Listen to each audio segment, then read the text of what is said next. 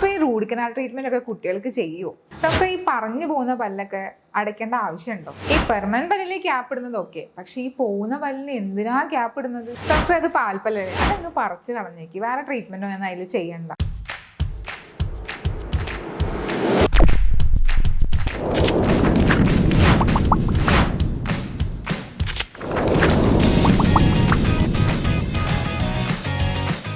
എല്ലാവർക്കും നമസ്കാരം. ഞാൻ ഡോക്ടർ അശ്വിനി അനിൽ. ഞാനൊരു പീഡിയാട്രിക് ഡെന്റിസ്റ്റ് ആണ്.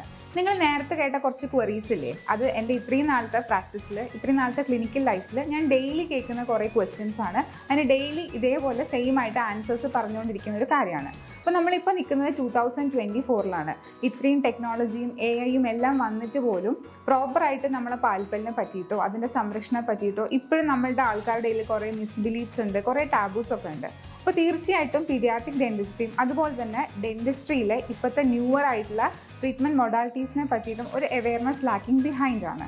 സോ അതുകൊണ്ടാണ് നമ്മൾ ഇങ്ങനൊരു യൂട്യൂബ് ചാനൽ ആക്ച്വലി ഇന്ന് സ്റ്റാർട്ട് ചെയ്യുന്നത്.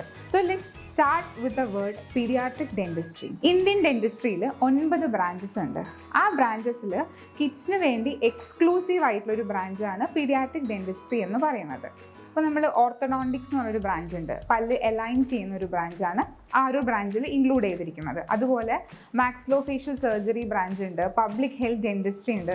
അപ്പോൾ കുട്ടികൾക്ക് വേണ്ടി എല്ലാ ട്രീറ്റ്മെൻറ്റ് മൊഡാലിറ്റീസും ഇൻക്ലൂഡ് ചെയ്യുന്ന ഒരു ബ്രാഞ്ചാണ് പീഡിയാട്രിക് ഡെന്റിസ്ട്രി എന്ന് പറയുന്നത്. American academy of pediatric dentistry അനുസരിച്ചിട്ട് ഇൻഫൻസി, അതായത് ന്യൂ ബോൺ ബേബീസ് മുതൽ till the age of 13 years വരെയുള്ള ഏജ് ഗ്രൂപ്പിലുള്ള കുട്ടികളുടെ ഓറൽ ഹെൽത്ത് നീഡ്സും അതേപോലെ നമ്മളെ ഭിന്നശേഷിക്കാരെ കുഞ്ഞുങ്ങൾ, ഡിഫറൻഷ്യലി ഏബിൾഡ് ആയിട്ടുള്ള കുട്ടികളുടെ ഓറൽ ഹെൽത്ത് നീഡ്സും കൂടി ഇൻക്ലൂഡ് ചെയ്തിട്ടുള്ള ഒരു കോംപ്രിഹെൻസീവ് ആയിട്ടുള്ള ഒരു ഓറൽ ഹെൽത്ത് ഡിപ്പാർട്ട്മെന്റ് ആണ് പീഡിയാട്രിക് ഡെന്റിസ്ട്രി. നമ്മളിപ്പോൾ നിൽക്കുന്നത് 2024 ആക്ച്വലി പറയുകയാണെങ്കിൽ ഈ പീഡിയാട്രിക് ഡെന്റിസ്ട്രിയുടെ ഒരു ഹിസ്റ്ററി എന്ന് പറയുന്നത് 17th സെഞ്ച്വറി മുതലുണ്ട്.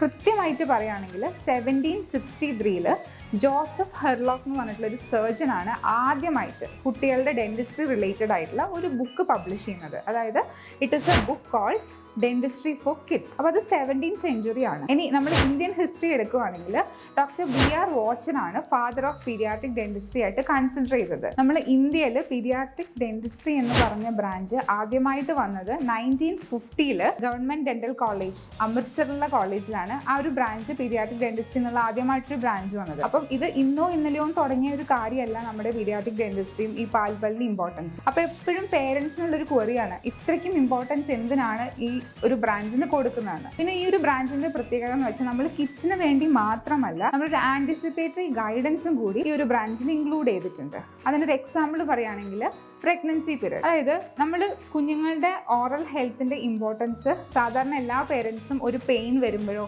അല്ലെങ്കിൽ പല്ലിന് കളർ വ്യത്യാസം വരുമ്പോഴോ ആയിരിക്കും ആ ഒരു ടീത്തിനൊരു ഇമ്പോർട്ടൻസ് കൊടുക്കുന്നത്. പക്ഷേ ശരിക്കും പറയുവാണെങ്കിൽ നമ്മളൊരു ഓറൽ ഹെൽത്ത് കെയർ എപ്പോഴും സ്റ്റാർട്ട് ചെയ്യേണ്ടത് പ്രഗ്നൻസി പീരീഡിലായിരിക്കണം. അതായത് അമ്മയുടെ ജനറൽ ഹെൽത്തിൻ്റെ അതേപോലെ ഇമ്പോർട്ടൻസ് അമ്മയുടെ ഓറൽ ഹെൽത്തിനും ആ പ്രഗ്നൻസി പീരീഡിൽ കൊടുക്കണം. ഇതിൻ്റെ ഒരു ഇൻട്രസ്റ്റിംഗ് ഫാക്റ്റ് എന്താണെന്ന് വെച്ചാൽ 6th വീക്ക് ഓഫ് പ്രഗ്നൻസിയിലാണ് ടൂത്തിൻ്റെ ഡെവലപ്മെൻറ്റ് നടക്കുന്നത്.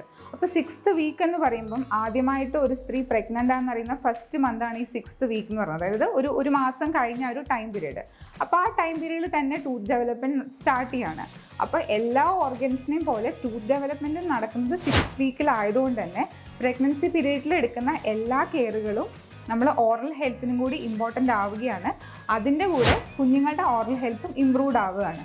അപ്പോൾ ഈ ആൻറ്റിസിപ്പേറ്ററി ഗൈഡൻസ് എന്ന് വെച്ചാൽ പ്രഗ്നൻസിയിൽ ഓരോ ട്രൈമസ്റ്ററിലും നമ്മൾ എന്തൊക്കെ കാര്യങ്ങൾ ചെയ്യണം, എന്തൊക്കെ ശ്രദ്ധിച്ചാലാണ് അമ്മയുടെ ഓറൽ ഹെൽത്ത് വഴി കുട്ടിയുടെ ഓറൽ ഹെൽത്തും ജനറൽ ഹെൽത്തും ഇമ്പോർട്ടൻ്റ് ആവുക എന്നുള്ളത് കൂടി ഈ ഒരു ആൻറ്റിസിപ്പേറ്ററി ഗൈഡൻസിൽ ഇൻക്ലൂഡഡ് ആണ്. പിന്നെ വേറൊരു കാര്യം എന്ന് വെച്ചാൽ നമുക്ക് ഈ പ്രഗ്നൻസി പീരീഡിൽ നമ്മൾ അൾട്രാസൗണ്ട് സ്കാൻ ചെയ്യും. അപ്പോൾ അതിൽ കുട്ടികൾക്ക് എന്തെങ്കിലും ജനറ്റിക് ആയിട്ടുള്ള ഇഷ്യൂസ് ഉണ്ടെങ്കിൽ അത് നമുക്ക് പ്രഗ്നൻസിയിൽ ഈ ഓരോ സ്കാനിങ്ങിൽ എസ്പെഷ്യലി അനോമലി സ്കാനിൽ നമുക്ക് റൂൾ ഔട്ട് ചെയ്യാൻ പറ്റും. അപ്പോൾ അങ്ങനെയുള്ളപ്പം ഇപ്പോൾ എന്തെങ്കിലും ഡിഫറൻഷ്യലി ഏബിൾഡ് ആയിട്ടുള്ള ഒരു കുഞ്ഞാണ് ജനിക്കാൻ പോകുന്നതെങ്കിൽ നമുക്ക് ഈ ആൻറ്റിസിപ്പേറ്ററി ഗൈഡൻസിൽ പ്രഗ്നൻസി തന്നെ ഒരു പീഡിയാട്രിക് ഡെന്റിസ്റ്റിന് എന്തൊക്കെ ഹെൽത്ത് കെയർ മീൻസ് ആ ഒരു കുട്ടിക്ക് ഓറലി ആണെങ്കിലും ജനറലി ആണെങ്കിലും എന്തൊക്കെ കാര്യങ്ങൾ ആ കുട്ടി ജനിച്ച് കഴിയുമ്പം ശ്രദ്ധിക്കണം എന്നുള്ള കുറച്ച് ഗൈഡൻസും കൂടി നമുക്ക് ഇൻക്ലൂഡ് ചെയ്യാൻ പറ്റും.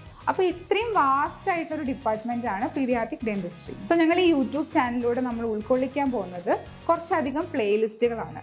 Starting from pregnancy till each age group. അതായത് ഒരു ആദ്യം പാൽപ്പല്ല് മാത്രമുള്ള ടൈം പീരീഡിൽ നമ്മൾ എന്തൊക്കെ കാര്യങ്ങൾ ശ്രദ്ധിക്കണം, എന്തൊക്കെ ഇഷ്യൂസ് കുട്ടികൾക്ക് വരും, എങ്ങനെയൊക്കെ പ്രിവെൻറ്റ് ചെയ്യാൻ പറ്റും, അത്തരത്തിലുള്ള ഒത്തിരി പ്ലേലിസ്റ്റുകൾ ഇൻക്ലൂഡ് ചെയ്തിട്ടുള്ള ഈ ഒരു യൂട്യൂബ് ചാനൽ നമ്മളെല്ലാവരെയും സ്വാഗതം ചെയ്യാണ്. So stay tune.